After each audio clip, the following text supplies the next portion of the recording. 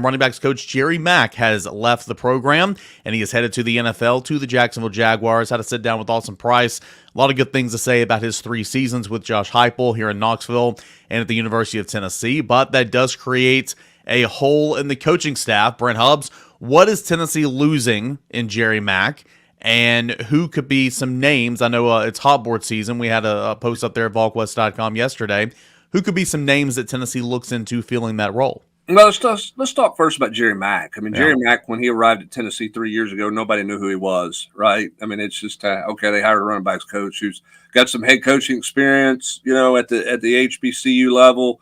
He's been a coordinator. Here he is now as a running backs coach at Tennessee. And okay, what is the guy? After you spend some time with him, veteran, I think it's pretty clear he was a calming influence. On the offensive side of the ball. I don't think Jerry Mack had a lot of bad days. I think he was pretty unemotional in terms of how he went about, his business and carried things. And his room got better, and he managed a room, which is not the easiest room to manage, with 3 running backs who were effective and productive. I think Jerry Mack did a really nice job at Tennessee. It was pretty clear in his quotes to Austin how much he enjoyed his time at Tennessee. And I think Jerry Mack was a really solid hire by Josh Heupel, who did a lot of good things. And I think that kind of his presence and veteranness, if you will be missed, within the football program on that offensive side of the ball. Because again, I don't think Jerry's blood pressure ran very hot, even on game day, right? Yeah, and it feels like, even more so than the calming presence and what he did with the group of running backs, Rob. He was a willing recruiter. I mean, he was one of these guys that were, go-getter that would, spend the time, call, develop relationships, and that's such a big aspect of, coaching the college game. Of course, he's not going to have to do that specific part of it anymore with Jacksonville, but he was a well-rounded coach. And again, as Brent Hubbs said, former head coach, a nice resource to have on staff, but more so than anything, developed these guys and was the leader of a really productive unit each of the past 3 seasons. I mean, look at those running back stats, man. I mean, a lot of that goes to the offensive line as well, but they've done a really, really great job under Josh Heupel and led by Jerry Mack the past 3 years. Yeah, I mean, I think anybody that dealt with him, and we all did, pretty consistently since he got here. Just what Hubbard said, I think kind of sums up my take on Jerry. Just not a guy that just got all hyped up. I mean, somebody that I would imagine was pretty good to have in a foxhole, with you on game day. That when it's 102,000 decibels all around you, he just seems like a guy who would have a pretty steady voice in the headset, like that we're looking at on game days. And Eric, like you were just talking about, a really productive unit. I mean, ever since Josh got here, without obviously Jalen Wright had a great career, but Tennessee hasn't had a stud, recruit running backs. I mean, I guess what was Dylan Sampson, maybe a 4-star somewhere. He was a 4-star, but I mean, he wasn't here and there. No, he wasn't like a blue chip, top 50 running back or top 50 prospect. I mean, and Tennessee has been really productive at the running back spot, and some of that's certainly Josh's offense, but Jerry, I think deserves some credit for what they have done at in the run game. I thought it was equal parts talent and depth, because it felt like there was never any fall off or much of a fall off if it was Jalen Wright in the game, or if it was Jabari Small in the game, or if it was Dylan Sampson in the game. And it felt like with each passing year, each of those guys, it felt like progress was being made, and they were a little bit better than the previous year, what they saw from me. I mean, Jalen Wright made a huge jump, and Dylan Sampson looked good as a freshman. He looked good. He looks like he's making jumps as well. So I think it's, you know what you're getting in those running backs. They're gonna do pass pro. They're gonna catch the ball out of the backfield if they need to. They're gonna put their foot in the ground. They're gonna get upfield, and they were just tough runners. I thought Jalen Wright was way tougher of a runner than I ever expected him to be. I think Dylan Sampson's the same way. He's not the biggest guy. He's obviously known for his speed and shiftiness, but I think he's tough as well. I think that's what impressed me about his group, was how the talent was there, but it was quality depth, and you knew what you're getting regardless of who was in the game. Hey, Eric, you asked about possible candidates out there, and we did put out a hot board initially, and we'll see. I'm sure it will evolve and names will come up, names will drop off. The first thing Tennessee fans is, are they going to promote from within? Because that's what Josh Heupel's done. When you look at the hires he's made, Joey Halsley ascends to the OC spot. Alec Ablin goes to tight ends. Kelsey Pope goes to wide receiver. Doesn't feel like that's going to be the case right now. If there's a candidate in-house, I guess Max Thurman would be the possible candidate, but he's not worked with running backs. It doesn't feel like that's the kind of the direction that it's going to go. So if you're going outside, then you start looking for guys with ties out there and some guys that might make sense.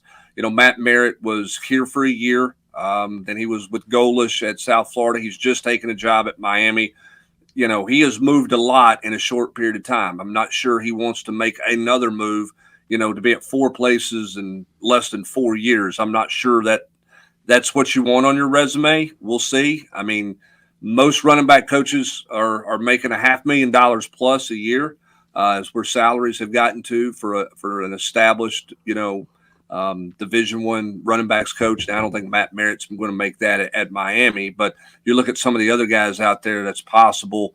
Then I think you're looking at $500,000 to $600,000. I think the other thing you have to consider, guys, if you're Josh Heupel in this deal, where is that coach in terms of understanding NIL, managing that part of it? I mean, we all want to go look at who's got the best recruiting resume, but your recruiting resume from 5 years ago, 7 years ago is a very different resume than what it needs to be right now, right? I mean, somebody who was a great recruiter, in 2010, that doesn't make them a great recruiter in 2014 because you're having to deal with different things. So I think that's a question in the interview process that you weren't asking the last couple of years, but where this thing is going with NIL, Rob, I think that's a question you have to ask if you're the head coach right now. You better this guy better be on board and better understand not only dealing with it in the recruiting process, but also how to manage it in your meeting rooms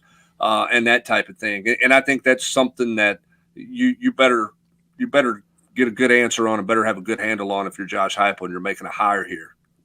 Yeah, man, I think that's a really, kind of fascinating thing to understand. And if you're a young coach and you can really educate yourself, on all those angles, you can, probably separate yourself in the marketplace. And I would add that it's just a coincidence that Austin is not on the podcast today and Tennessee has an opening on staff. And he's also more of a wide receiver guy, I think, if you're talking about skill sets that he's going to coach. But anyway, I mean, Hubs, I mean, in all seriousness, you're right. I mean, a guy that, in 2010, 14 years ago, might have been an ace recruiter. I mean, the landscape has totally changed. I mean, totally changed. I mean, if you can't go in and talk to mom and dad and, the high school coach and whoever else, really about what's out there in the NIL landscape at your program, at your university, I mean, you're immediately behind the 8 ball because, I mean, as we all know, that's, kids and parents, might poo-poo it and downplay it, but when they come on an official visit, that is a huge part of what they want to learn about. They're a lot more, they're a lot more interested in the NIL landscape than they are in what the nutrition bar looks like. And where the library is, that's just the reality. And that's what all these declarations are stating right now, in terms of the big picture. And then on top of that, Grant, you have to manage it with your current players because you're having to re-recruit your roster. You're trying to keep a room happy, not only with the amount of carries they get, but rumblings of what player X might be getting in NIL versus player Y. And how do you not let that become the issue in your room? So those are things that are changing. And I think that's why if you're Josh Heupel and you're making this hire here, you have to go. I would go with someone who has, if I can get them, who has the experience at a place, where they're managing that stuff right now. I mentioned Carlos Loxlin, who's a running back coach at Oregon. That doesn't seem necessarily realistic, although he's got total ties to the South and total ties to Tennessee. So would he be interested in leaving the West Coast and an Oregon program that's obviously really good? But is the Oregon program going into a new conference? Is that somebody that there might be some interest in there? Anthony Jones is a high-profile running backs coach from TCU. Again, some state of Tennessee ties, some Memphis ties there. Larry Porter's been in the SEC from North Carolina. Jones has coached Jones, the TCU coach. He's coached in Memphis at the high school ranks. He was at Cordova. He understands the state of Tennessee a little bit. He's at a good spot, in TCU. They're paying pretty good money there. So we'll see. Porter's name's going to show up because he's a veteran guy with SEC experience. Maybe he's a factor, but maybe he's been with Mac Brown so long. I'm not sure if he wants to make any kind of move at that point. Then Derek Foster's in the NFL would put his name on there because he's got some ties to Tennessee. He spent a year in Knoxville with Brandon Staley and Derek Hansley. But if you're an NFL guy, do you want to jump back into the college ranks, even though he's been a college coach? I think Jerry Mack's going to the NFL ranks because he wants to coach football and not deal with some of the other things that we're talking about all the time. So this will be an interesting hire, and we'll see what direction Josh Heupel goes with this thing here in the coming days and weeks. Typically, Josh Heupel doesn't work real fast on this, but you got spring practice starting in a month, so I think he's going to work pretty quickly, this month while there's no recruiting really to deal with. Brent, I know that this will not be the end-all, be-all, but a couple of those names that you put on your, hot board version 1.0 did have ties specifically to Memphis and the Memphis area. Jerry Mack recruited Memphis very well. Any correlation in that, or was it just a situation where it kind of matched up in terms of where? It's just ironic that the Bluff City has apparently you got to be a good running backs coach. You got to make your way through Memphis in some capacity. You got to work at the university, work at a high school there, play out there. It's just, when you do these things, you start to look for ties. And I know everybody's going to mention, Montario Hardesty's name. It's a former Tennessee player. I don't know where he's at. I don't think Jay Graham's coming back into the Power 5 world. I don't think that's a possibility. So you start looking for other ties to Tennessee, and you start looking, and there have been a handful of guys who have passed through Memphis who are pretty high profile, well-respected, running backs coaches out there. So, I don't know who all Josh Heupel's going to talk to. That's the one interesting thing with Heupel, guys, is his, and again, part of it's because of experience, but also it's a little bit personality. You got the Deacon basketball coach who's been coaching for however many decades now. He talks to 10 head coaches a week, right? And that's the basketball world. The football world, you kind of in your own little family tree of coaches, and it doesn't really get broadened out that much more. So who all does Josh Heupel know? Who does he have ties to that you can get in the door with and get an interview with somebody and kind of see where they're at? I don't know. So we'll see what that may or may not look like here in the coming weeks. I don't think you set up to say they got to have a Memphis guy. It's just ironic that there's a handful of high profile coaches who have passed through the city of Memphis in some capacity, Grant. Hubs, no offense, but the real Bluff City's in the Tri-Cities area. Yeah, you said Bluff City, I immediately thought of around Blumpville there and Kingsport and whatnot. I'm not well liked up there. I misspelled Greenville's name in the war room, so I'm probably. We don't Tri-Cities don't claim Greenville. I know, but we're going to Upper East Tennessee. I'm probably going to have to take some Butch Jones security to the courthouse. Now you're lumping them all in together, and now everybody's going to be mad. Now I'm making it worse, right? I apologize. You're digging in deeper. Okay. I'll spend all my economy in house. Hubbard thinks all the Tri-Cities look alike. It's terrible. All right. Get me out of this, Eric. This will be the fourth change on Josh Heupel's initial coaching staff. Alex Golish left. Cody Burns left. You had who was the other one? No, this will be the third. Yeah, Jerry Mack's the third, correct? Yeah, Jerry Mack. You had Burns. And Golish. So this will be the third. And kind of makes a statement about what it's like to work for him. You have two guys left for the NFL and one guy left to be a head coach. Yeah, and to me, the biggest surprise out of all of that is if you would have told me, year one, where's Josh Heupel going to deal with turnover on his staff, I would have said defense. Because, they go fast, they put the defense in a bad situation, this reputation that it's, You know, it's tough for a defensive coach to have success. Da da da da da da.